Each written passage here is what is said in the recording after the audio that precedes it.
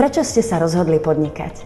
Podnikať som sa rozhodol preto, lebo zamestnanie je v dnešnej dobe už celkom dosť neisté a podnikanie mi umožňuje byť sám sebe pánom.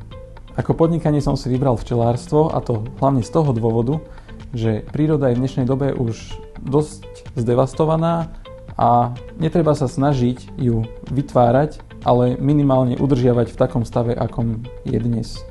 S akými problémami ste sa stretli pri podnikaní a zároveň čo by uľahčilo vaše podnikanie? Pre mňa najväčším problémom boli financie, asi ako pre každého, nakoľko začiatok podnikania vyžaduje veľké množstvo úsilia a financií, pričom ten zisk sa dosahuje zo začiatku ťažšie. Nakoľko som popri podnikaní stále aj zamestnaný, je pre mňa časovým problémom to, aby som stíhal aj zamestnanie a popri tom aj podnikanie. Pre mňa ako včelára je dobré, že štát sa síce snaží podporovať včelárenie a včelárstvo na Slovensku, avšak komunikácia zo strany štátu je dosť rozpačitá, nakoľko ja osobne mám podaný projekt na eurofondy už vyše 1 roka a do dnešného dňa neprišla odpoveď. Aké sú vaše podnikateľské ambície, vízie?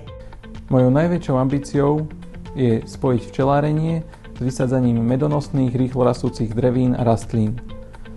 Poľnohospodári v posledných rokoch čím ďalej tým viac vysádzajú monokultúrne pastvy pre včely, čím spôsobujú úbytok potravy včelám a prispievajú k tým aj úhynu včiel.